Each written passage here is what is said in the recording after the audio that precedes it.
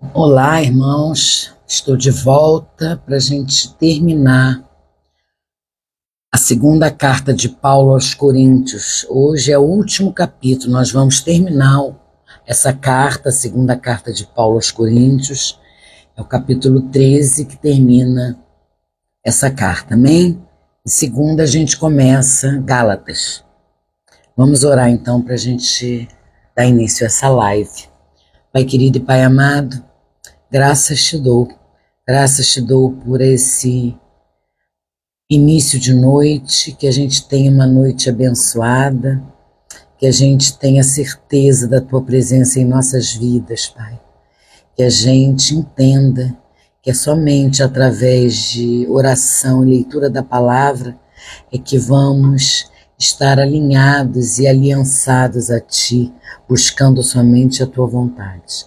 Pai, eu oro para que essa live aconteça na mais perfeita paz, na mais perfeita ordem, que nada aconteça que atrapalhe, Senhor, essa live a ser divulgada, a ser propagada. Pai, abre o nosso entendimento e os nossos corações para receber a Tua palavra. Invade esse ambiente, Senhor Deus, com Teu Santo Espírito e invade a minha vida, para que tudo que for falado, for dito aqui referente ao último capítulo desta carta, seja em conformidade com a Tua palavra. É o que eu oro em nome de Jesus. Amém. Amém, irmãos? Então vamos ler o capítulo 13, o último capítulo. Diz assim: Esta é a terceira vez que vou visitá-los. Por boca de 2 ou 3 testemunhas, toda a questão será decidida.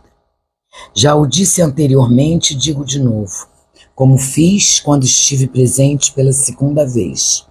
Mas agora, estando ausente, digo aos que no passado pecaram e a todos os demais: se eu for outra vez, não os pouparei, visto que vocês buscam provas de que Cristo fala em mim. Ele não é fraco quando trata com vocês, pelo contrário, é poderoso entre vocês. Porém, de fato foi crucificado em fraqueza, mas vive pelo poder de Deus. Porque nós também somos fracos nele, mas viveremos com ele pelo poder de Deus para o bem de vocês. Examinem-se para ver se realmente estão na fé. Provem a si mesmos, ou não reconhecem que Jesus Cristo está em vocês, a não ser que já tenha sido reprovados.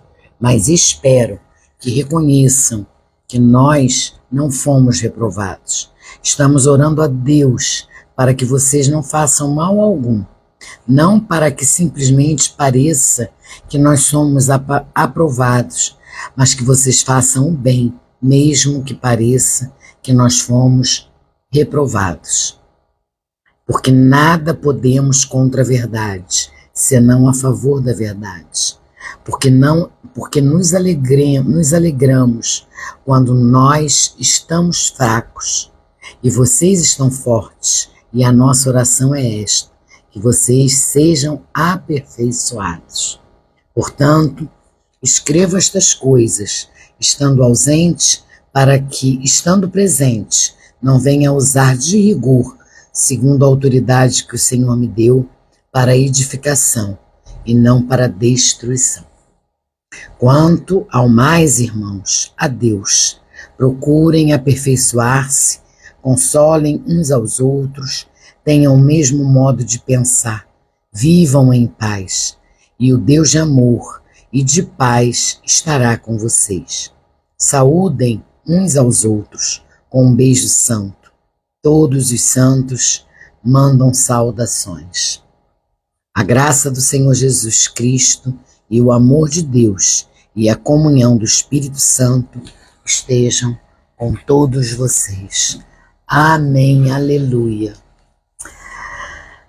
Esse último capítulo nos mostra que, liberto das amarras do pecado, o cristão deve viver fundamentado na verdade. Jesus é a verdade. Paulo, no capítulo 13, exorta os coríntios a estarem atentos, destacando que Jesus Cristo está sempre entre eles. Paulo fala sobre o poderoso princípio da verdade. Declara que não podemos nada contra ela, apenas a favor dela. Paulo encerra com recomendações aos irmãos, aconselhando-os a aperfeiçoar o amor e a comunhão uns com os outros. Paulo também fala sobre, no capítulo 13, ele encerra esse capítulo com algumas recomendações para os cristãos de Coríntios, mas dentre elas ele destaca o poder da verdade. Paulo diz que nada podemos contra ela, somente a favor dela. Isso está lá no verso 8, que diz assim, olha, porque nada podemos contra a verdade, senão a favor da verdade. Apesar de todas as lutas e adversidades que Paulo enfrentava para anunciar o evangelho, ele estava certo de que nada poderia impedi-lo. A verdade do evangelho, irmãos, é o poder de Deus. O apóstolo João inicia o evangelho que leva o seu nome de autor, nos mostrando que Jesus é o Verbo de Deus que se tornou homem.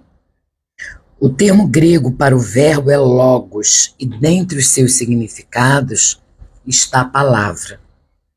Jesus é a encarnação da palavra, da divindade. No trecho de João 14, 6, o Senhor Jesus declara que é a verdade. Ou seja, nada podemos contra a verdade, em todos os sentidos, mas especialmente no que se refere à verdade da palavra de Deus.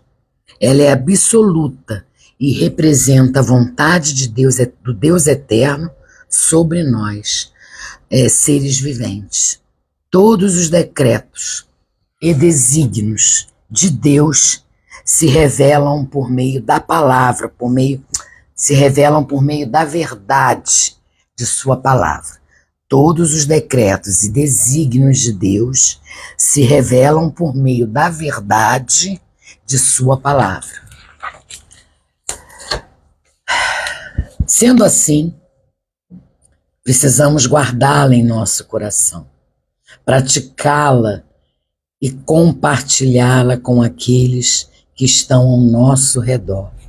Apenas ela, apenas a palavra de Deus tem o poder de restaurar nossas vidas caídas. A verdade do Evangelho nos liberta de todas as amarras do diabo e do pecado. Por meio dessa verdade, fomos comprados. Aleluia!